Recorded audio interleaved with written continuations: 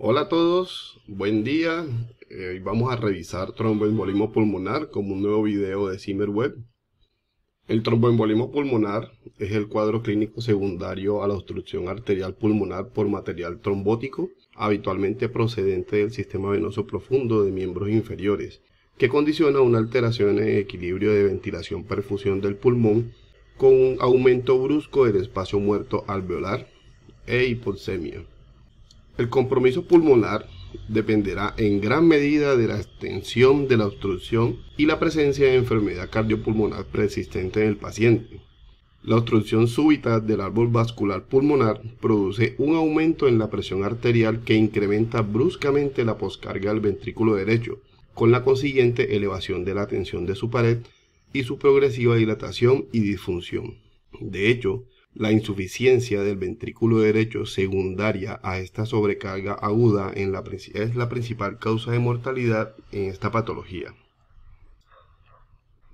Vamos a basarnos en la guía europea del 2019 que nos habla del diagnóstico y el manejo de la enfermedad trombótica aguda.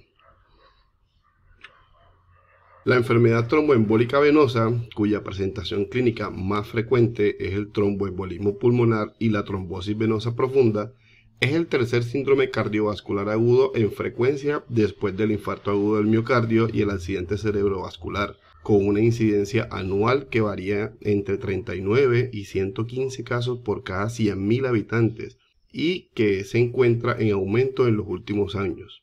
La mortalidad secundaria a esta enfermedad, por el contrario, ha mostrado una tendencia a la baja, que podría explicarse por la mayor prevención y mejoría de los tratamientos.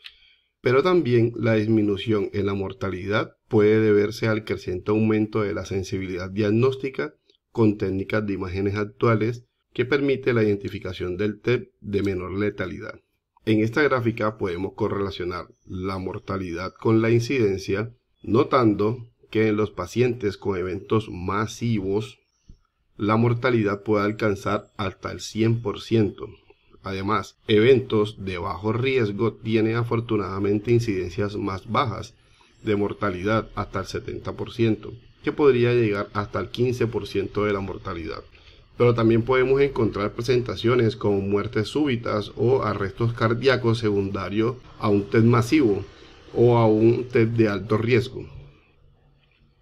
La correlación de la edad y el género también nos llama mucho la atención en esta enfermedad, donde aumenta la incidencia anual después de la sexta década de la vida con un aumento gradual y siendo más común en el género masculino. Lo mismo pasa en la relación de la enfermedad venosa con relación al tromboembolismo. Nótese que es el mismo punto de corte, la sexta década de la vida, con aumento progresivo, pero dándonos cuenta que la enfermedad sola tromboembólica venosa no todas producen un tromboembolismo pulmonar agudo. Ahora podemos encontrar diferentes tipos de émbolos que pueden llegar a la circulación pulmonar y producir el cambio en la relación de ventilación-perfusión, que son los émbolos sanguíneos. Pero también podemos encontrar émbolos sépticos, que los encontramos en flebitis o en la endocarditis. Además, émbolos aéreos con iatrogenia en las punciones venosas, émbolos grasos en los casos de fracturas de huesos largos con alineación y manejo tardío. También podemos encontrar de líquido amniótico en la ruptura del saco vitelino, los émbolos neoplásicos en caso de tumores cardíacos y en casos más raros parasitarios por esquistosomiasis. Los factores que predisponen a una enfermedad tromboembólica fueron anunciados en el siglo pasado por Virchow, siendo conocidos como la tríada de Virchow, constituida por éstasis sanguíneo, hipercoagulabilidad y la lesión endotelial.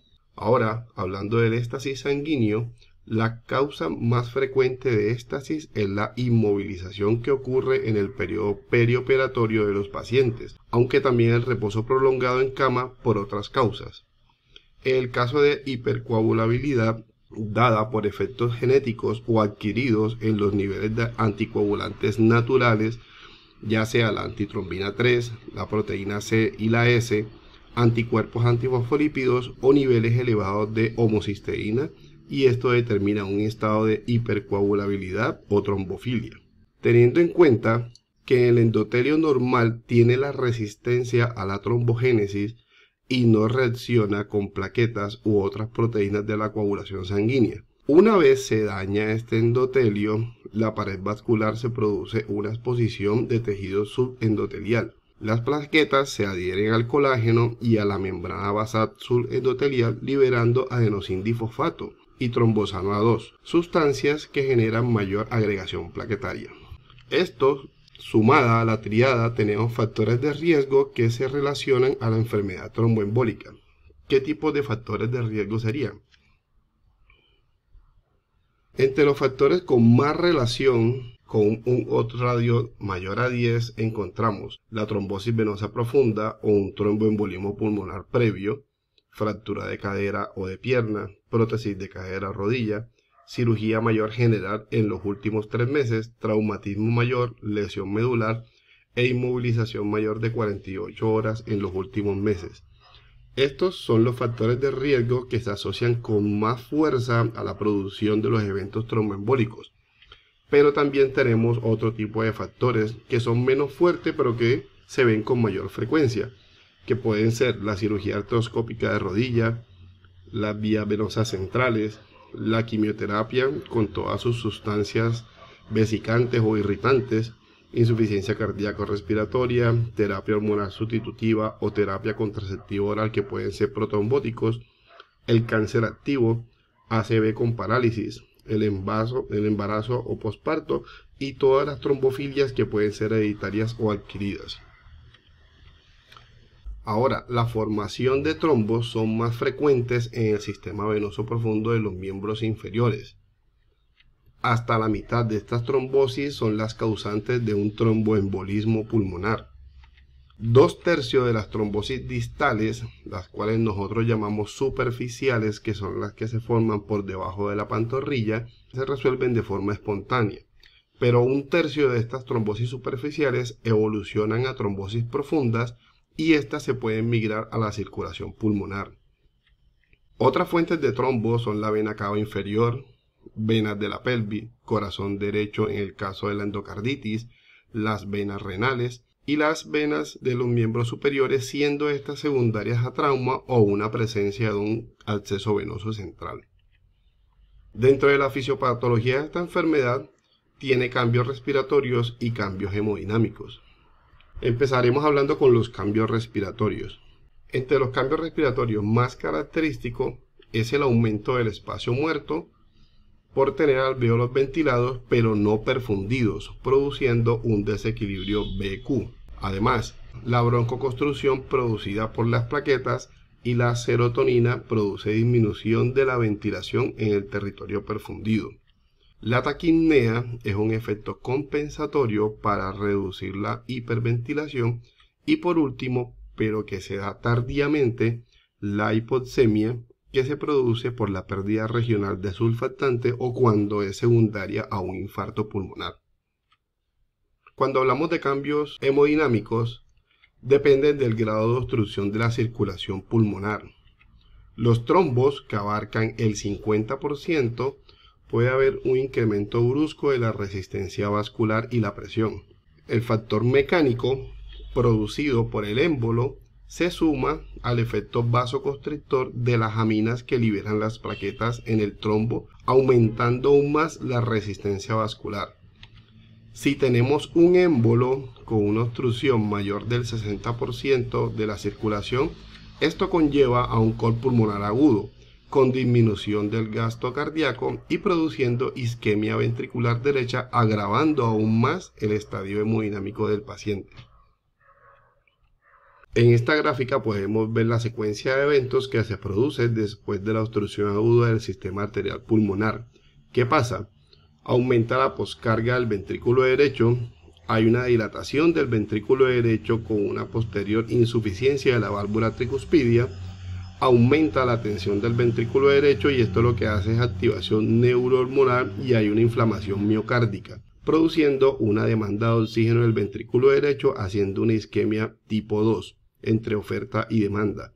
Esto produce una disminución de la contractilidad del ventrículo derecho y por ende una disminución del gasto del ventrículo derecho. Como es un sistema cerrado, este gasto disminuye la precarga del ventrículo izquierdo, aún disminuye más el gasto cardíaco, la presión sistémica disminuye la presión coronaria al ventrículo derecho y el suministro de oxígeno al ventrículo derecho, terminando en un shock cardiogénico y produciendo de la muerte a los pacientes. Ahora hablaremos del diagnóstico. En el diagnóstico se realizan sumando varias variables. Además de tener sospecha clínica, hay que calcular la probabilidad pretest de que el paciente esté sufriendo un evento tromboembólico. Hay que tomar unos exámenes de laboratorio y hay que tomar unas imágenes diagnósticas para confirmación del diagnóstico. Entre los cuadros clínicos, el cuadro clínico de TEP depende de dos cosas. Primero, del tamaño y la localización del émbolo. Ya les dije que por encima del 50% ya hay unos cambios hemodinámicos, pero si el paciente tiene una enfermedad cardiorrespiratoria concomitante, las patologías y el cuadro clínico se va a exacerbar más. Entonces también depende de la edad y de la condición cardiorrespiratoria previa de esos pacientes. Entre los síntomas más frecuentes está la disnea súbita o de evolución rápida, puede ser en horas, puede ser en minutos, dependiendo de la carga tromboembólica que tenga, dolor torácico pleurítico opresivo y también podemos encontrar tos. Entre los síntomas menos frecuentes podemos encontrar hemoptisis, edema con o sin dolor en la pierna, un síncope o palpitaciones. Ahora, hablando de síncope, los pacientes que sufren este tipo de síntomas tienen una mortalidad relacionada más alta. Entre los signos menos frecuentes, aparición de sibilancias, pero estas sibilancias están dadas por dos cosas. Una, broncoconstricción mediada por plaquetas y otra por el edema que se produce en los bronquios cuando hay una obstrucción de la circulación pulmonar. También puede haber ruidos respiratorios disminuidos, que no es lo común, cianosis, porque la hipoxemia se da mucho más tardíamente. Hipotensión, ya sabemos que los test masivos son más o menos el 5% de los casos, y signos clínicos de TBP. Pero los signos más frecuentes son la taquipnea, la taquicardia y el galope. En este cuadro podemos relacionar el porcentaje de los signos y síntomas que podemos encontrar y nos llama la atención que la taquicardia se ve más o menos en aproximadamente el 100% de los pacientes. Correlacionando, dependiendo si tiene un TET masivo, un TET submasivo o un TET sin enfermedad cardiovascular previa, la taquipnea y la disnea son los que mandan la parada entre los signos. El abordaje diagnóstico inicial de los pacientes con sospecha de TEP se basa en la clasificación según la probabilidad clínica de presentar la enfermedad. Este paso es fundamental, ya que condiciona la realización e interpretación de estudios complementarios, ya sea que usted ordene un dímero D o alguna prueba de imagen complementaria. Existen varias escalas que permiten estimar la probabilidad clínica del TEP. Entre la primera escala que vamos a revisar es la escala de Wells, muy conocida para la probabilidad pretest de TEP, donde encontramos una puntuación dependiendo de los signos o los síntomas que vaya a encontrar en su paciente. Por ejemplo, si no hay diagnóstico alternativo de TEP, o sea que usted lo que piensa que el paciente tiene un TEP, eso le da una puntuación de 3. Signos o síntomas de TBP, que haya tenido un TEP o una TBP previa, que es uno de los factores de riesgo que está más relacionados con esto. Inmovilización al menos 3 días o cirugía en el último mes. Una taquicardia, o sea, una frecuencia cardíaca por encima de 100, que tenga hemoptisis o que tenga un cáncer activo o paliativo en los últimos 6 meses. Esto nos va a dar una clasificación y nos va a dar una puntuación, y dependiendo del dímero D que usted tenga en su clínica, ya sea por medio de ELISA o por medio de LATES, si es por medio de ELISA consideramos que el dímero D es muy sensible y clasificaríamos, depende de la puntuación, en baja probabilidad por debajo de 2 puntos, probabilidad intermedia entre 2 y 6 y alta probabilidad por encima de 6 puntos. Pero si su dímero D es por técnica de LATES, se considera menos sensible, hacemos una probabilidad dicotónica en 4 puntos. Poco probable 4 puntos o menos y TEP probable más de 4 puntos.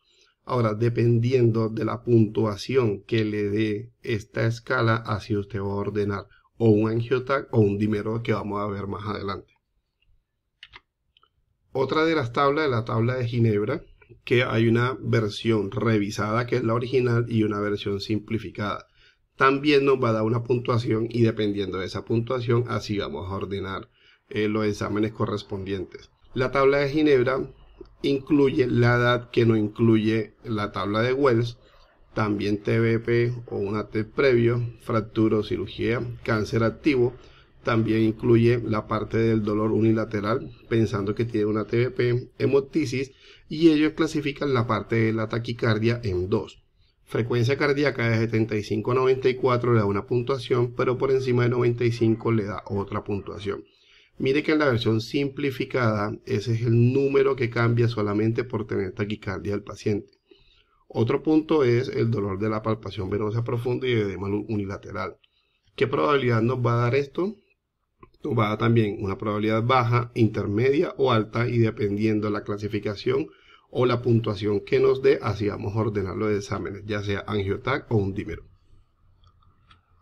Por último, vemos la tabla del PESI, que es el índice de gravedad del embolismo pulmonar. Esta tabla también tiene una parte simplificada y una parte original.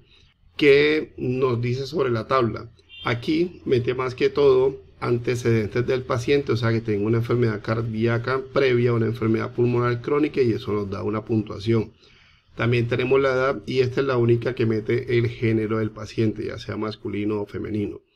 Dependiendo de los hallazgos clínicos, la temperatura, igualmente la taquicardia, si el paciente está hipotenso o no, la taquipnea, si hay cambios en el estado mental o si el paciente está saturado, dependiendo de lo que vaya encontrando, así el PESI nos va a clasificar en riesgo y la mortalidad a 30 días, siendo por encima de 5, o sea, por encima de 125 puntos, un riesgo muy alto y nos da una mortalidad muy alta. ¿Qué estudios vamos a revisar para diagnosticar o para descartar que tenga una enfermedad tromboembólica pulmonar aguda? A todo paciente se le debe tomar una radiografía de tórax. La radiografía de tórax no es muy sensible para diagnosticar TED, tampoco es muy específica, pero nos puede descartar algunas otras patologías como una neumonía asociada, o que tenga un neumotórax a tensión, o que tenga una telectasia, o que tenga alguna enfermedad que nos esté explicando el cuadro del paciente. ¿Qué podemos encontrar en las radiografías? Que tenga telectasias planas en la base de los diafragmas y se llama corazón sumergido. Que tengan derrames pleurales, a veces se ven, a veces no se ven. Hay un signo que se llama joroba de Hampton, que es una anomalía poco frecuente con una consolidación basal pleural. La estamos viendo acá sin broncograma aéreo, o sea, es una telectasia, con una pérdida de volumen y una elevación del diafragma del mismo lado. También hay un signo que se llama de Westermarck, que es la oligoemia regional con una amputación de una rama lobar o segmentaria, también es poco frecuente y la vamos a ver a nivel parailiar, donde se ubican las arterias pulmonares. Si hay un infarto pulmonar, puede aparecer infiltrados en cuña, que demoran aproximadamente de 2 a 36 horas y puede hacerse evidente más adelante. Pero como les vuelvo a decir, la radiografía no es muy sensible ni específica para diagnosticar TED. ¿Qué otra cosa debemos pedir? Gases arteriales. Siempre se deben tomar ingresos, generalmente salen normales, pero pueden haber unos cambios que podemos relacionarlos con el TED. La hipoxemia con hipocapnia, o sea, una presión arterial de CO2 por debajo de 28, puede darnos una alcalosis o una alcalemia respiratoria y aumento de la PO2. Esto puede ser un hallazgo sugestivo, pero no específico de TED. Esto no nos diagnostica el TED. La hipercapnia, o sea, con hipoventilación, es un hallazgo sugestivo de un TED grave. Ya como les dije al principio, en los cambios respiratorios, la hipoxemia es lo último que se da, así sea que un paciente llegue con hipoxemia y tenga signos clínicos de un TED, ese paciente tiene un pronóstico más oscuro que los otros. El electrocardiograma puede ser normal, pero el 70% tiene una taquicardia sinusal. El electrocardiograma no es muy sensible y tampoco es específico para TED, pero permite descartar diagnósticos alternativos como un síndrome coronario agudo. La alteración electrocardiográfica más frecuente es la taquicardia sinusal. Puede aparecer arritmias auriculares, desviación del eje a la derecha, puede haber un bloqueo de rama derecha o puede haber un patrón de McKinney-White que es S1QT3 que lo estoy mostrando en esta gráfica. Hablando un poco del dímero D, es un producto de la degradación de la fibrina presente en el trombo, que se genera cuando ésta se proteoliza a plasmina. Es una prueba de alta sensibilidad pero baja especificidad, ya que su elevación también puede estar asociada a otras situaciones clínicas como el cáncer, la infección, una edad avanzada, el embarazo y muchas otras patologías. ¿Qué me interesa del dímero D? Su valor predictivo negativo, que es muy alto, por lo que un dímero D normal, si usted está pensando en un tromboembolismo pulmonar y el dímero D sale normal, hace que sea muy improbable que el paciente tenga un TEP. Ahora, hablando de las dos pruebas que hay disponibles, el test de ELISA cuantitativo y otros análisis derivados de este tiene una sensibilidad diagnóstica del 95% o superior. Los análisis cuantitativos derivados de LATES tienen una sensibilidad diagnóstica menor al 95% en comparación con el ELISA. Por lo tanto, con frecuencia se hace referencia a los términos de LATES como moderadamente sensibles. Ahora, hay que tener en cuenta que la especificidad del dímero D puede disminuir de manera constante con la edad, hasta casi un 10% en pacientes mayores de 80 años. La evidencia reciente nos indica el uso de puntos de corte ajustados por edad para mejorar el rendimiento del estudio del dímero D en ancianos. ¿Qué podemos hacer? Los valores de corte ajustados por edad, o sea, la edad por 10, y ese sería el valor de punto de corte por encima de los 50 años, mucho ojo con esto. Y se hizo un metaanálisis reciente y permitieron aumentar, cuando hacían estos puntos de corte de la edad por 10, subir la especificidad de 46% a 97%, entonces es un dato muy importante. La gammagrafía pulmonar, en los hallazgos múltiples de efecto de la perfusión en la gammagrafía, sobre todo la discordancia entre la ventilación y la perfusión mediante la técnica combinada, es indicativa de alta probabilidad de TEP. A pesar de que se trata de una prueba económica y con escasas contraindicaciones, cuenta con algunas desventajas, y es que tiene un número elevado de pruebas no concluyentes y hay una gran variabilidad interobservador. Por ello, esta prueba de gammagrafía se reserva casi exclusivamente a las poblaciones de contraindicación de un angioTAC. La angiotomografía es el gold estándar para diagnosticar el TEP. Es rápida, es sensible, es específica y permite el diagnóstico visualizando las arterias pulmonares hasta los niveles subsegmentarios. Una prueba negativa puede excluir el TEP agudo en pacientes con una probabilidad intermedia o baja dependiendo del cálculo que le dio en las tablas de probabilidades, pero hay controversia en los pacientes que tienen probabilidad alta y se debe solicitar un diagnóstico o una prueba adicional. Esta prueba de angioTAC aporta información con valor pronóstico, permitiendo detectar signos de disfunción del ventrículo derecho, signos indirectos. Como principales inconvenientes tenemos la exposición a radiación ionizante y contrastes yodados, lo que limita su empleo en algunos pacientes como las mujeres gestantes, los pacientes alérgicos al medio de contraste o aquellos que tienen una enfermedad renal. Hablando del ecocardiograma, más de la mitad de los pacientes con un TEP presentan un ecocardiograma normal. Y del mismo modo, pacientes sin TEP agudo, pero con patología cardíaca o respiratoria aguda, pueden mostrar datos de sobrecarga o disfunción del ventrículo derecho. Por ello, el ecocardiograma no debe emplearse como una técnica diagnóstica aislada. Una excepción serían los pacientes con una inestabilidad hemodinámica en los cuales el hallazgo de un ecocardiograma normal excluye razonablemente el TEP como causa del cuadro que tiene el paciente en ese momento y permite establecer un diagnóstico alternativo. Voy a repetir este punto. Si usted tiene un paciente con una inestabilidad hemodinámica y le hace un ecocardiograma y está normal, o sea que el ventrículo derecho no está disfuncional, automáticamente se excluye el diagnóstico de TEP y tiene que buscar un diagnóstico alternativo. Asimismo, en pacientes inestables, el hallazgo de la disfunción del ventrículo derecho es suficiente para iniciar una terapia de reperfusión sin presentar pruebas adicionales. ¿Qué va a buscar en el electrocardiograma? Dilatación del ventrículo derecho, disfunción del ventrículo derecho, desviación a la izquierda del centro interventricular, insuficiencia tricuspidia, hipertensión pulmonar, que usted encuentre un trombo a nivel del ventrículo derecho o en la arteria pulmonar, o que tenga un signo de McConnell que es muy sensible y específico para un tromboembolismo. Ya hablando de la clasificación como tal, después que ya usted diagnosticó el TEP, la estratificación pronóstica de los pacientes es fundamental para la elección del mejor manejo para cada uno. Hablando de la inestabilidad hemodinámica, o sea que usted encuentre el paciente y mire si tiene signos de shock o hipotensión, ya lo clasificaría automáticamente como alto riesgo. Pero ¿qué es esto de signos de shock e hipotensión en TEP?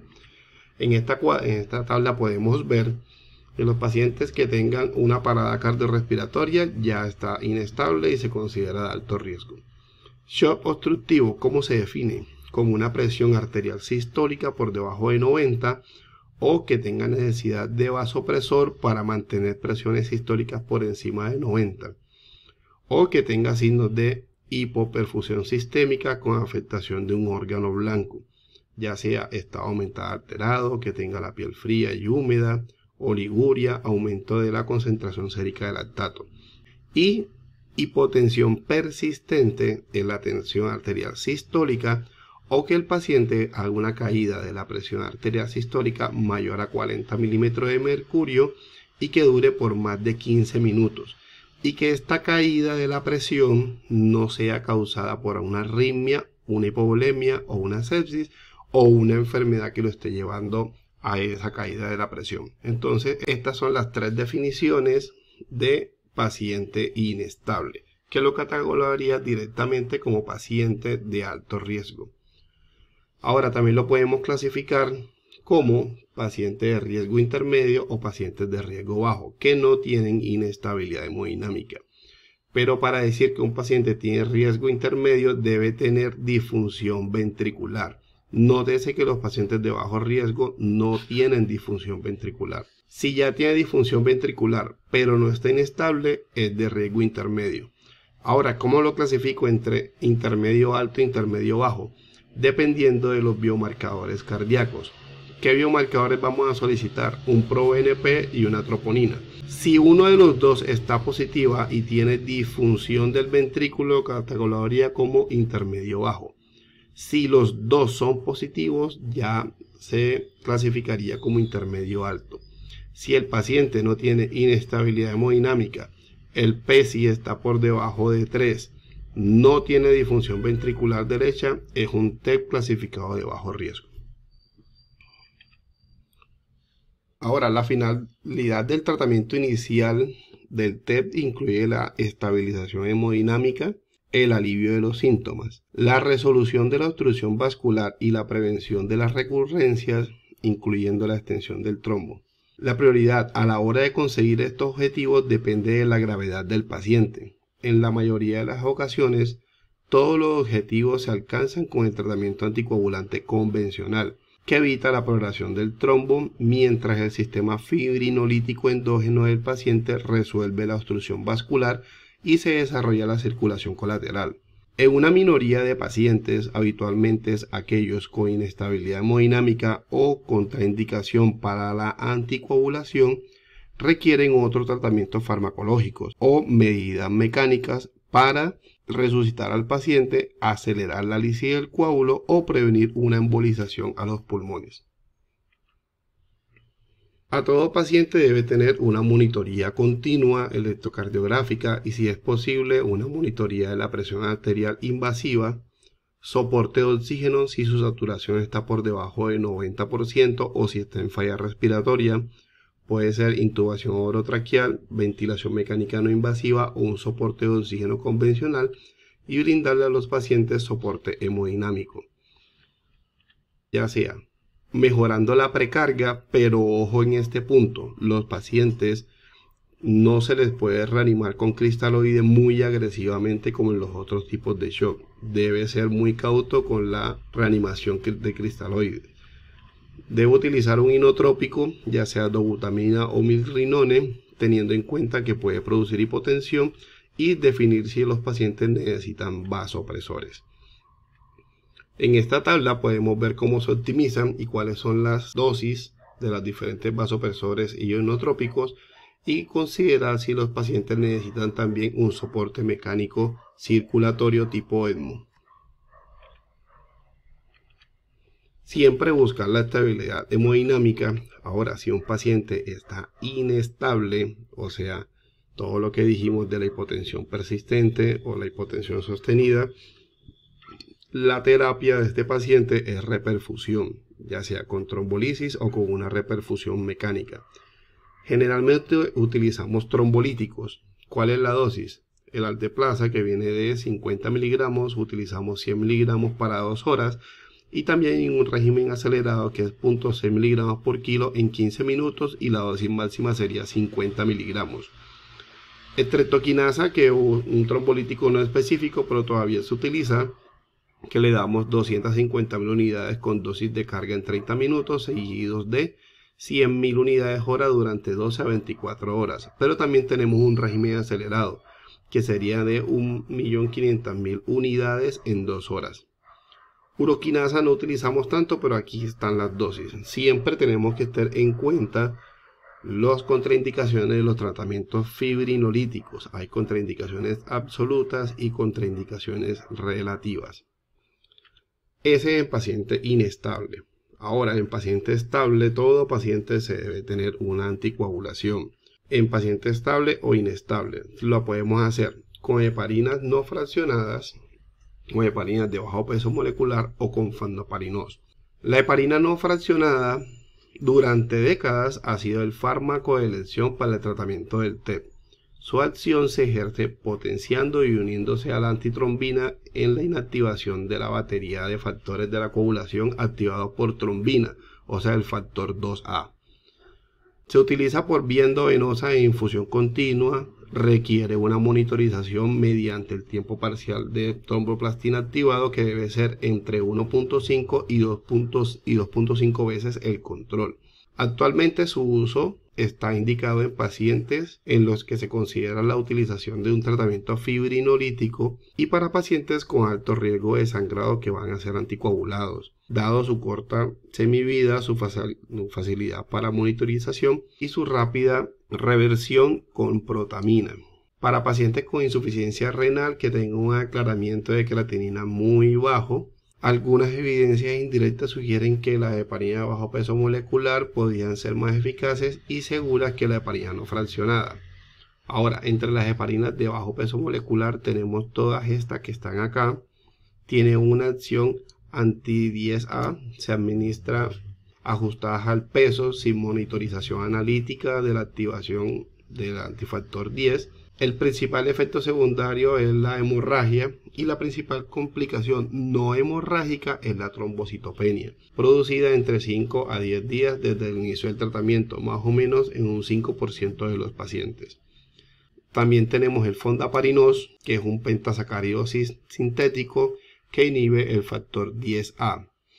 Se administra ajustado al peso, sin necesidad de monitorización, y comparada con la heparina no fraccionada, no se observan diferencias en la tasa de recurrencia tromboembólica, sangrados mayores o mortalidad en los primeros 3 meses de seguimiento. Una ventaja potencial es que no se asocia a trombocitopenias inducidas con heparinas. ¿Qué otro arsenal tenemos? Los tratamientos orales. La warfarina o los fármacos antivitamina K son administrados todos de forma oral.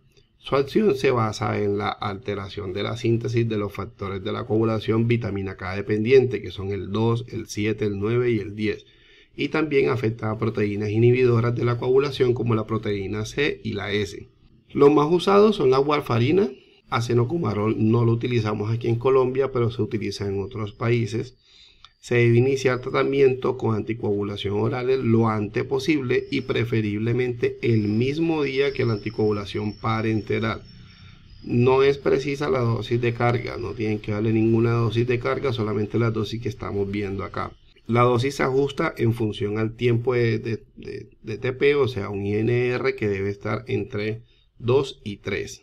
La anticoagulación concomitante con heparinas no fraccionadas o de bajo peso molecular o fondaparidós debe mantenerse durante al menos 5 días hasta que el valor del INR haya estado entre 2 y 3 durante 2 días consecutivos. Entonces, si va a iniciar warfarina, también debe iniciar una heparina hasta que el objetivo se haya cumplido por 48 horas seguidas. También tenemos los nuevos anticoagulantes, los DOACs. En la actualidad se comercializan estos 4: dabigatran, rivaroxaban, edolzaban y apixaban. El rivaroxaban, edolzaban y apixaban son inhibidores del factor 10A y el dabigatran es un inhibidor de la trombina. No necesitan monitorización, pero sí tienen que tener en cuenta cuando inicien los tratamientos. Por ejemplo, con rivaroxaban, las primeras 3 semanas, o sea, del día 1 al 21, son 15 miligramos cada 12 horas. Después de estas 3 semanas son 20 miligramos cada 24 horas. Lo mismo pasa con el apixaban. La primera semana son 10 miligramos cada 12 horas y después de la primera semana son 5 miligramos. El edolzaban no tiene cambios de formulación y el dabigatran tampoco. Hay otras terapias alternativas, por ejemplo, como la terapia ECMO, que es el soporte circulatorio mecánico, y debe plantearse solamente en centros que tengan experiencia con este tipo de terapias. Debe seleccionarse precozmente a los pacientes porque la administración previa de trombolisis aumenta marcada el riesgo hemorrágico en los pacientes, y debe evitarse pudiéndose valorar las alternativas como asociarlo solo a anticoagulación o con embolectomía. También podemos encontrar trombectomías mecánicas y está indicada en pacientes con TEP de alto riesgo con contraindicación para la fibrinolisis o con los que ha fracasado la fibrinolisis, y también para pacientes con trombos ubicados en la aurícula derecha o en aurícula izquierda por foramen oval permeable. La mortalidad perioperatoria de la embolectomía en series no controladas llega hasta el 37%. También podemos encontrar el filtro de vena cava.